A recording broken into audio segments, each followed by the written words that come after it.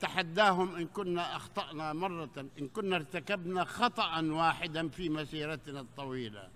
ومع ذلك يأتي الكونغرس ليقول إننا منظمة إرهابية. كيف؟ لا أدري، هو يقرر وعلينا أن لا نستمع. لقد عرضنا على الإدارة الأمريكية على مدى سنوات تشكيل لجنة فلسطينية أمريكية للبحث في مكانة منظمة التحرير الفلسطينية السياسية والقانونية، حتى نثبت لهم بأن منظمة التحرير هي منظمة ملتزمة بتحقيق السلام وبمحاربة الإرهاب، وأن قرار الكونغرس بشأنها هو قرار تعسفي وغير قانوني وغير مبرر، ويتجاهل بشكل متعمد الاتفاق الرسمي مع الإدارة الأمريكية لمحاربة الإرهاب.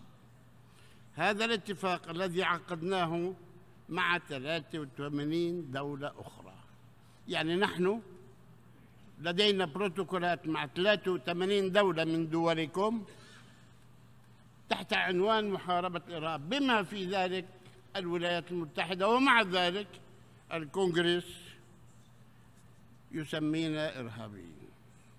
ورغم كل ذلك فإنني ومن على هذا المنبر الموقر أجدد الدعوة للرئيس ترامب لإلغاء قراراته وإملاءاته بشأن القدس واللاجئين والاستيطان التي تتعارض مع القانون الدولي وقرارات الشرعية الدولية، وما جرى بيننا من تفاهمات حتى نتمكن من إنقاذ عملية السلام وتحقيق الأمن والاستقرار للأجيال القادمة. وهذا جزء من التفاهمات موقعة، رسالة موقعة من الإدارة الأمريكية بيننا وبينهم حول كثير من القضايا الآن تجاهلوها جميعاً. أيتها السيدات والسادة، للتأكيد على تمسكنا بالسلام وحل الدولتين وبالمفاوضات التي لم نرفضها في يوم من الأيام سبيلاً لتحقيق ذلك، أنا أتحدى إن كان طلب منا مرة واحدة أن نجلس على طاولة المفاوضات ونرفض، بل على العكس تماماً. دعينا أكثر من مرة من أكثر من دولة منكم هنا وقالوا لنا تعالوا لنجلس سيد نتنياهو وأنتم لنجلس سوياً، وكنت أوافق في كل مرة، وأتحدى إذا وافق مرة واحدة، وأتحدى إذا رفضنا مرة واحدة.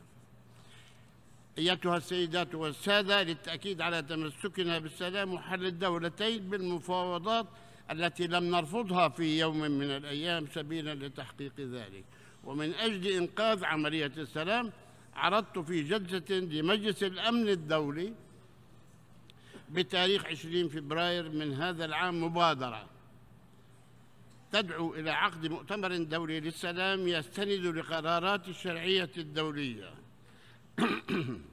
والمرجعيات المجمع عليها أممياً، ويتم بمشاركة دولية واسعة تشمل الأطراف الإقليمية والدولية الفاعلة، وعلى رأسها أعضاء مجلس الأمن الدائمين والرباعية الدولية.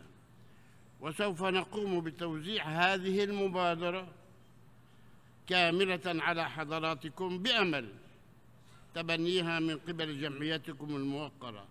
وهنا أجدد القول بأننا لسنا ضد المفاوضات إطلاقاً، ولم نرفضها يوماً، وسنواصل مد أيدينا من أجل السلام. نحن لا نؤمن إلا بالسلام طريقاً للوصول إلى قضيتنا كما قلت في المقدمة، ولا نؤمن بالعنف والإرهاب، وأعلنا ذلك مراراً وفي كل المناسبات.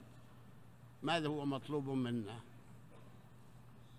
مفاوضات على أساس الشرعية الدولية. طب إذا كانت الشرعية الدولية منذ 47 إلى اليوم لا يحترم قرار واحد منها، ثم يتحدثون عن حلول. أية حلول؟ إن السلام في منطقتنا لن يتحقق بدون تجسيد استقلال دولة فلسطين بعاصمتها القدس الشرقية ومقدساتها كافة، في كثير من الذين يحاولون أن يتذاكوا علينا